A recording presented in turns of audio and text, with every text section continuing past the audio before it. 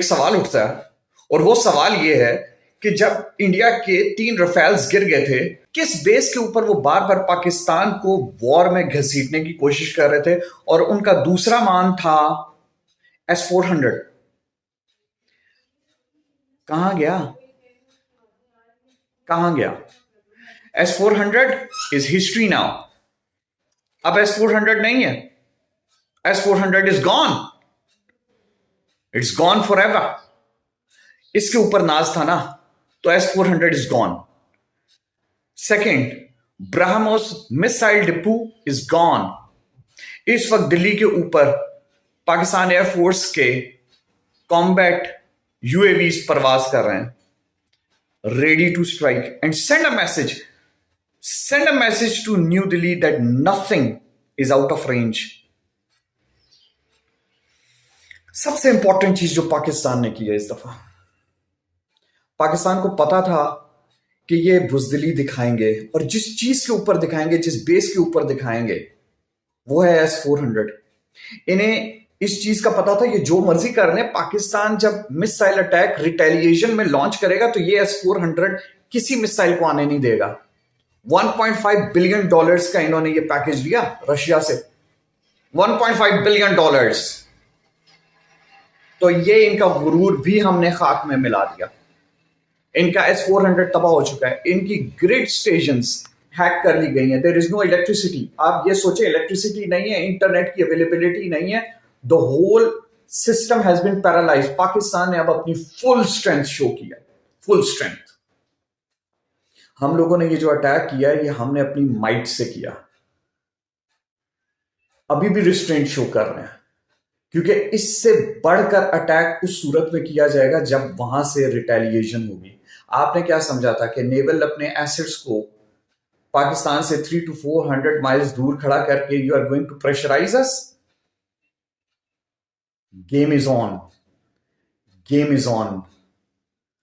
मैं कहता रहता था, ये सिर्फ अपने वॉर रूम्स में बैठ के भड़के मारने वाले लोग हैं। यहां का बच्चा बच्चा इनसे लड़ने को तैयार है, बच्चा बच्चा। वॉर में मिसाइल यहां पे भी गिरता है। अल्लाह ताला का लाख लाख शुक्र है, हमें अल्लाह ताला पर पूरा भरोसा। We are ready, each one of us is ready, each one of us is ready. अब जरा तखमीना लगाते रहें, और जो आपके बख्शी साहब हैं और जो आपके मेजर आर्या हैं, उनसे एनालिसिस लीजिए, उनसे एनालिसिस लीजिए ना, उनसे जरा पूछिए कि बताएं क्या क्या हुआ। जरा वॉर रूम में लेके आए उन्हें, कहते रहे आपसे मत ऐसा करें, आपसे कहते रहे मत लड़ाई करें, लेकिन आप बाज नहीं आए। अल-फतह missile, how was it, how was it? बहुत जबरदस्त नाम भी रखा है, नस्रुम मिनल्लाहि व फतहुन करीब, नस्रुम मिनल्लाहि व फतहुन करीब। This one goes for the victims of your attack. बच्चे, खवातीन, वो इनोसेंट मर्द, बताइए कहां की पावर है आप? हम में कोई गुरूर और तकब्बुर नहीं, लेकिन हमें अपने अल्लाह पर भरोसा, हमें अपने अल्लाह पर भरोसा। हम सच्चे हैं, खुदा हमारी मदद करेगा, अल्लाह हमारी मदद करेगा इंशाअल्लाह अज़्ज़ा वजल। तो जैसे जैसे डिटेल्स आती जाएंगी मैं आपको बताता रहूंगा। 70% इनका ग्रिड स्टेशन उड़ चुका है जनाब, बिजली नहीं है, हैक कर लिया गया है। ये जो वॉर है ना, ये वो मिसाइल्स वाली, गन्स वाली, बॉम्ब्स वाली वॉर नहीं है। कैसे गिरे थे इनके रफेल्स, कैसे गिरे थे? आप इंडियंस बताएं ना, जरा थोड़ी रिसर्च करें। आपके रफेल्स इस तरह गिरे थे, आपको तो पता भी नहीं चला था।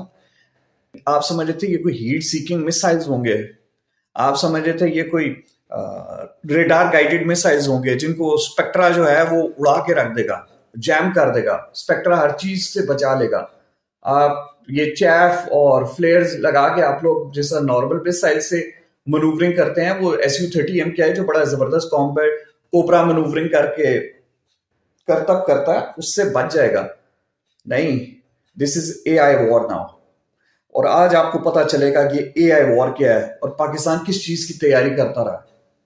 अब आपको पता चलेगा, अब आपको पता चलेगा कि Pakistan air force is not just Pakistan air force. Pakistan air force actually is Pakistan air and space force. ये हम तैयारी करते रहे थे आपके लिए, और इसलिए मैं कहता था कि ये एयर पावर होगी जो प्रोजेक्शन देगी, ये एयर पावर होगी जो डिसाइड करेगी। और अब आपको पता चल रहा कि ये एआई में पाकिस्तान ने क्या तरक्की हासिल की।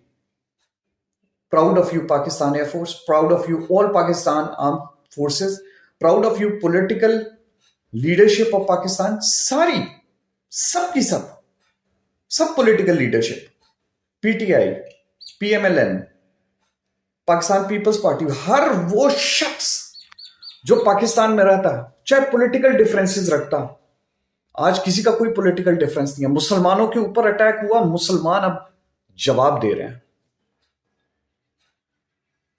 आखिर में अपने अल्लाह पर भरोसा रखें, अल्लाह पर भरोसा रखें। नस्रुम मिनल्लाहि व फतहुन करीब, इंशाअल्लाह अज़्ज़ा वजल। अल्लाह हाफिज।